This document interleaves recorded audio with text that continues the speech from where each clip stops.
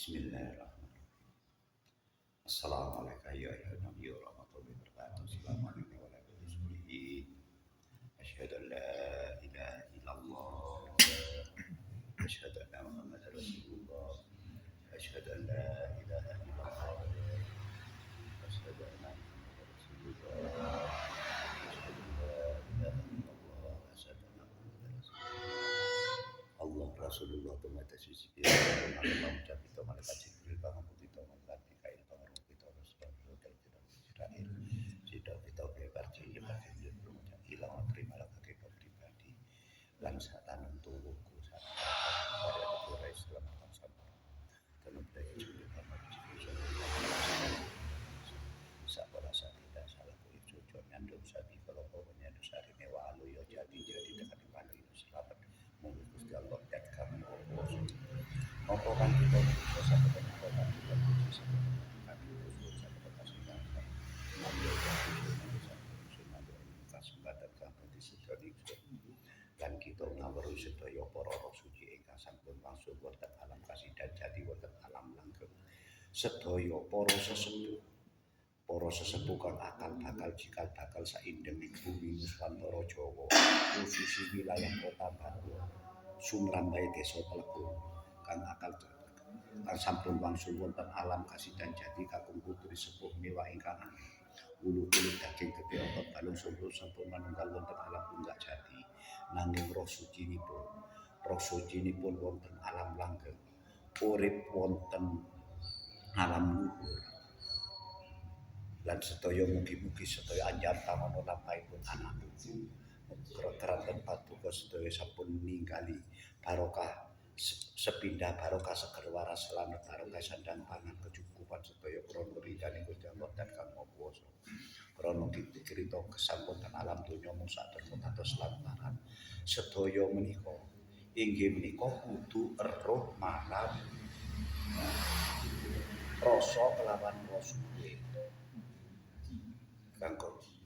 Kang Nur Muhammad minangka kang dadi pepadange rasa minangka Rasul Muhammad minangka wadah badan sejati minangka kekurungan kang utama wonten sampun alam menawi benjang sampun wangsul wonten alam kasih dan jati inggih menika sampun beri anase kang petang perkara ingkang wonten tengen wonten kiwa wonten ajeng wonten wiki nggih dumati yang Maha Suci kang jampang rino kelawan muni kang paring rejeki rino kelawan muni kanthi menawi pangunen-unene para sepuh para bini luhur kang kawastan dulur mamandi mamanjen kang ana tengen ana kiwa ana ngan ana yaiku kang kula diarani pancen urip yang Maha Suci sejati kang Maha Suci yaiku kang diarani urip puji kelawan urip manunggal nyawiji dadi sawiji nem sukma pitu nyawa 8 mujud saka kang urip marmarti gedhe puser kakang kawa adi-ariani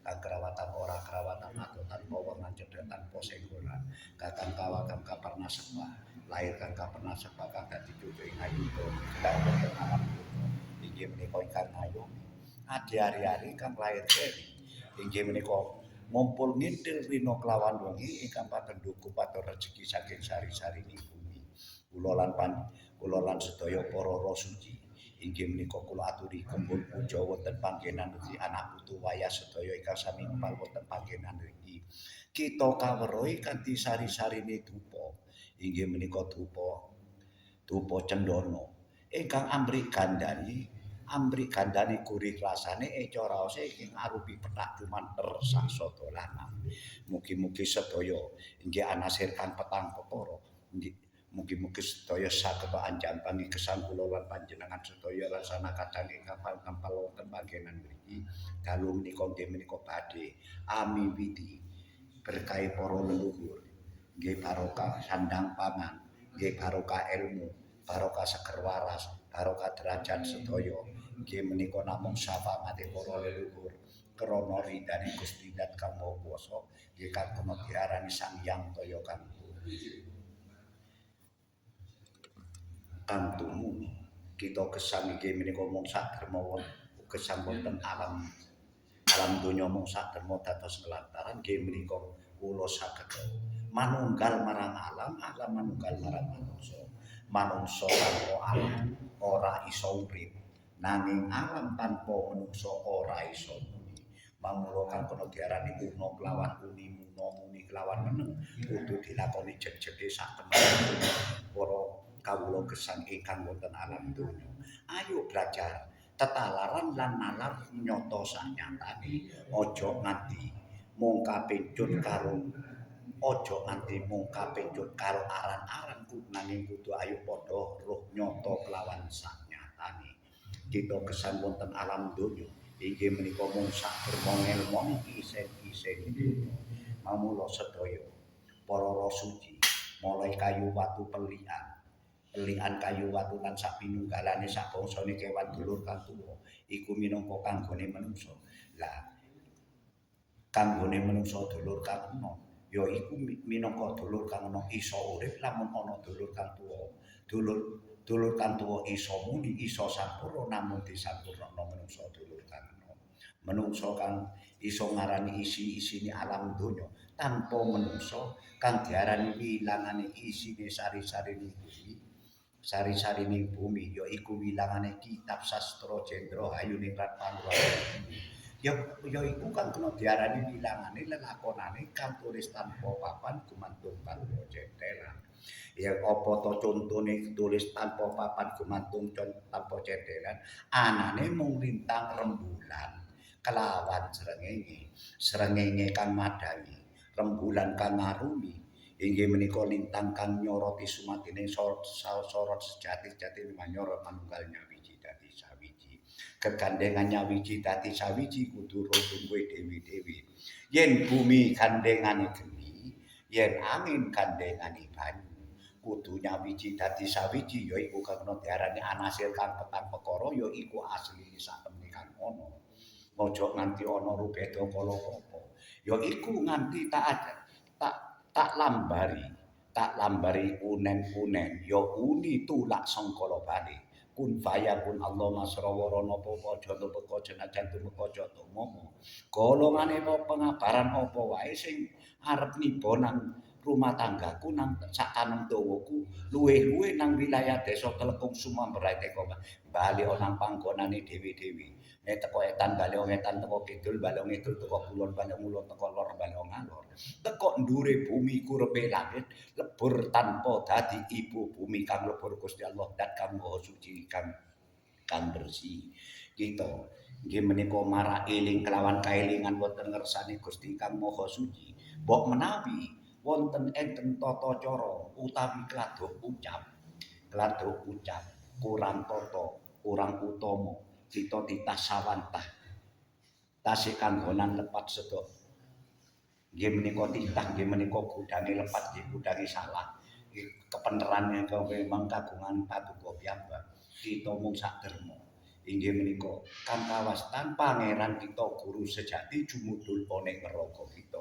Neraka kita lepat mung saderma nglampahi. Wiwitan selamat pungkasan selamat. Kita asal usul lahir wonten gelar wonten alam antara nganti alam wonten alam kandungan wonten alam donya selamat. Benjang wonten alam akhir kita sumujud wonten ngersani Gusti Dat Kang Maha Suci. Mugi-mugi raga sedaya sampurna wonten asale piyambak-piyambak. Nggih menika roh suci jumeneng wonten alam langgeng, wonten alam swarga, wonten alam katentreman. Mugi-mugi sedaya sukma asma kang jumeneng wonten alam abadi saged nggih menika saged sumrambah kasta asmanipun lampahipun anak putu. Yahu Allah, Yahu Allah, Yahu Allah. La ilaha illallah Muhammad Rasulullah. La ilaha illallah Nur Muhammad Rasulullah. La ilaha illallah Nur Muhammad Rasulullah. Nur minangka cahya kang padhang rasa minangka rasul. Muhammad iku minangka kang dadi guruan.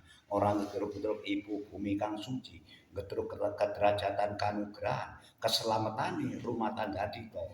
Dibanding nglampahi mulutan Inggih menika haul dalu menika pinaringono rahayu slamet sumrambai desa Telukung indenge sak kota Batu perkampungan mulai perkampungan perdusunan perdesa mugi-mugi sedaya pinaringono tentrem ayem pinaringono waluya jati tekaning waluya selamat sangka ridane Gusti Allah dat kang maha kuwasa.